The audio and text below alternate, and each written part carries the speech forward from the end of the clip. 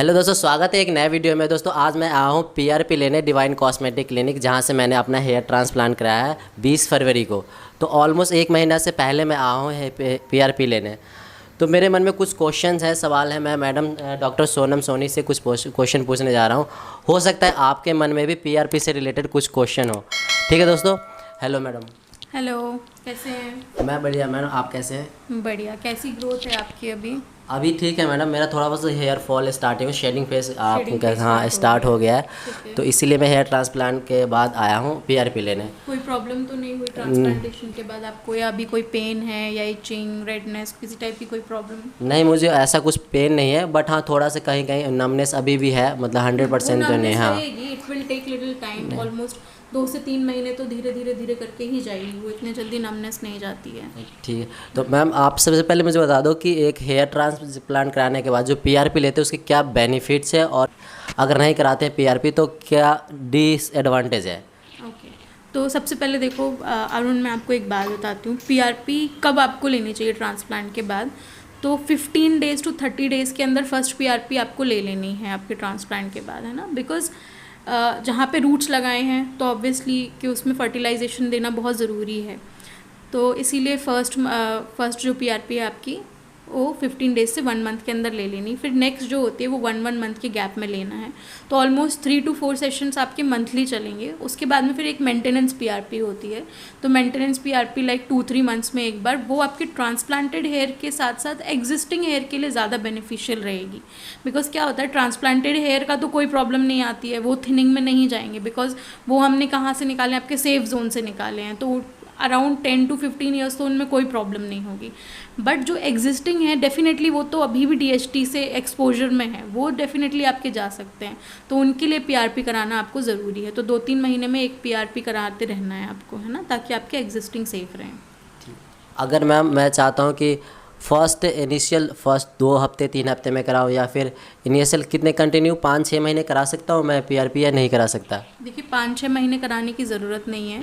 3 से 4 महीने कराएंगे वो ज़्यादा बेटर है, क्योंकि एक शेडिंग फेज़ होता है that is for 3 months, right. और जो आपके रूट्स लगाए हुए हैं वो 3 मंथ्स में ही उनकी प्रॉपर जो है ग्रोथ फेज़ में वो पुश होते हैं।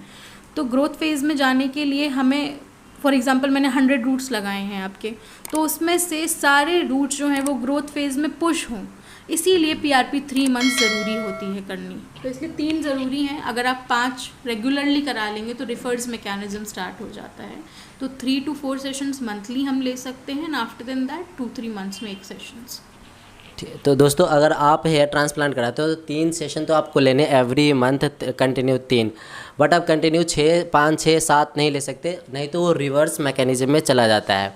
ठीक है दोस्तों, तो ये बात ध्यान रखने वाली बात है कि आप जब भी पीआरपी लो तो इस चीज़ को ज़रूर ध्यान रखो। नेक्स्ट क्वेश्चन आप मुझे बताओ कि कौन पीआरपी ले सकता है? जैसे किसी के ऑलरेडी बाल्डनेस हो रखा है, वहाँ पे बिल्कुल हेयर नहीं है, ठीक है। और हेयर फॉल हो रहा है, तो क्या वो ले सकता है पीआरपी, या कुछ और सॉल्यूशन है उसका? देखो अरुण, 2-3 चीज़ें होती हैं। जैसे एक हो गया आपका हेयर फॉल, ठीक है, एक हो गया हेयर थिनिंग, और एक हो गई बाल्डनेस। तो तीनों में काफ़ी डिफरेंस होता है। हेयर फॉल अगर है that is your cycle disturbance, जो जिसके बहुत सारे रीजंस होते हैं, लाइक योर स्ट्रेस, या पानी चेंज होता है आपका, या डाइट प्रॉपर नहीं ले रहे हो, या हार्मोनल कोई प्रॉब्लम है, या आप लंबे समय के लिए बीमार हो, एंटीबायोटिक्स पे हो आप, तो इस कारण से आपका हेयर फॉल होता है। तो हेयर फॉल 3 to 4 मंथ्स में इसमें कंट्रोल आ जाता है आपका hair fall. Hair fall doesn't mean thinning या बाल्डनेस। हेयर फॉल हो रहा है विच इज़ नॉर्मल, सबका होता है, दिन में अगर 100 बाल भी गिर रहे हैं which is normal, right. But जो रीग्रोथ होनी चाहिए वो उतनी ही डायामीटर बालों का उतना ही होना चाहिए, थिकनेस होनी चाहिए बालों में। थिन अगर हेयर आ रहा है दैट मीन्स आप थिनिंग की तरफ जा रहे हो, ठीक है। वो हेयर फॉल वाले पीआरपी करा सकते हैं। नेक्स्ट आता है हेयर थिनिंग का।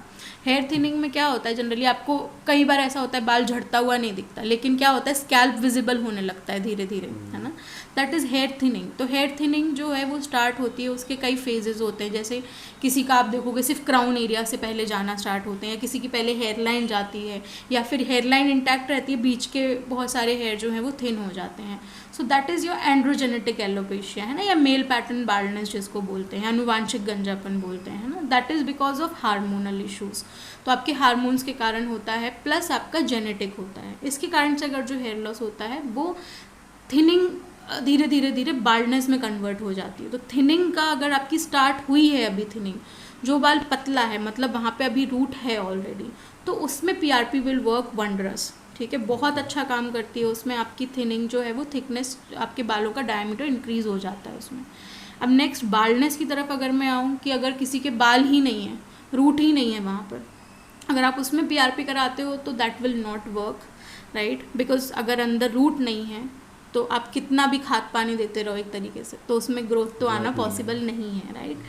तो बाल्डनेस के लिए PRP is not good solution, that उसके लिए आपको ट्रांसप्लांट के लिए जाना चाहिए।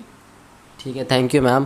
तो दोस्तों एक मैं बात शेयर करना चाहूँगा कि मेरा जो पर्सनल एक्सपीरियंस है, मैं 2 से 3 साल पहले मेडिकेशन पे भी था फ्यू मंथ के लिए, तो मे बी मेरा हेयर फॉल एक और रीज़न हो सकता है। सेकेंड रीज़न था कि मेरा इंटरनेशनल ट्रैवल था, क्योंकि मैं ऑन बोर्ड क्रूज़ पे काम करता हूँ, तो मेरा ट्रैवल था, तो क्लाइमेट चेंज होने के कारण में मेरा हेयर फॉल हो सकता है। तो हेयर फॉल के कई रीज़न हो सकते हैं, बट पीआरपी एक सॉल्यूशन है, आप ले सकते हो हेयर फॉल के लिए।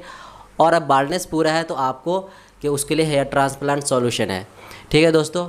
तो दोस्तों अगर आपके हेयर फॉल हो रहा है या फिर आपके थिनिंग हो रहा है या फिर हेयर ट्रांसप्लांट से रिलेटेड कोई भी जानकारी चाहिए, तो आप यहाँ पे डिवाइन कॉस्मेटिक क्लिनिक आप कांटेक्ट कर सकते हो। कांटेक्ट नंबर मैं डिस्क्रिप्शन में दे दूँगा और यहाँ पे डिस्प्ले में भी आप देख के, आपको पर्सनली मिलना है, पर्सनली आके मैडम डॉक्टर सोनी से मिल सकते हो या फिर आप कॉल पे भी बात कर सकते हो इनसे।